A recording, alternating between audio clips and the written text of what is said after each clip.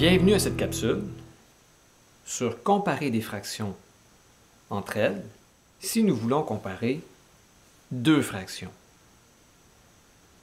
On doit utiliser des fractions équivalentes, ayant le même dénominateur pour pouvoir bien comparer deux fractions.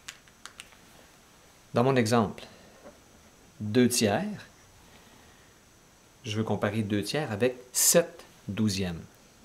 7 douzièmes.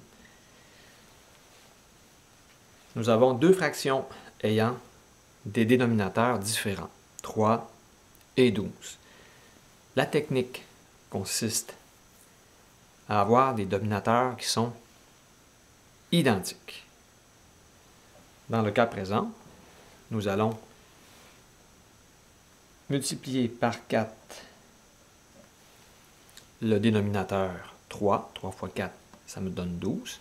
Ce que je fais en bas, je vais le faire en haut, comme ça. Ce qui me donne 2 fois 4, 8. Et 3 fois 4, 12. 8 douzièmes ou 2 tiers, c'est la même fraction. Ici, on a une fraction réduite. Ici, on a une fraction équivalente, mais non réduite. Le 7 douzième, lui, va rester identique. On compare donc 8 douzièmes avec 7 douzièmes.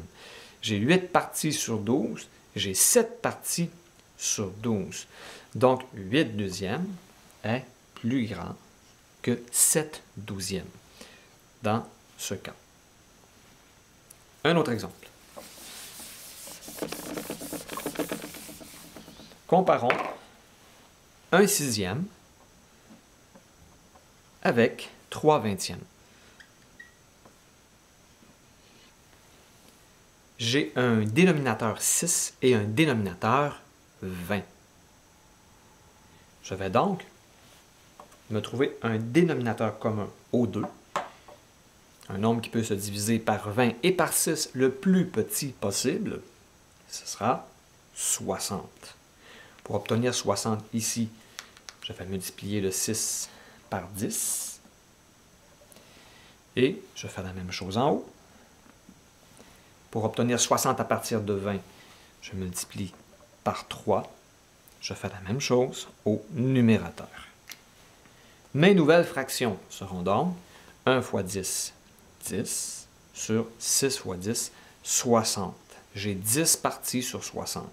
3 fois 3, 9, sur 20 fois 3, 60.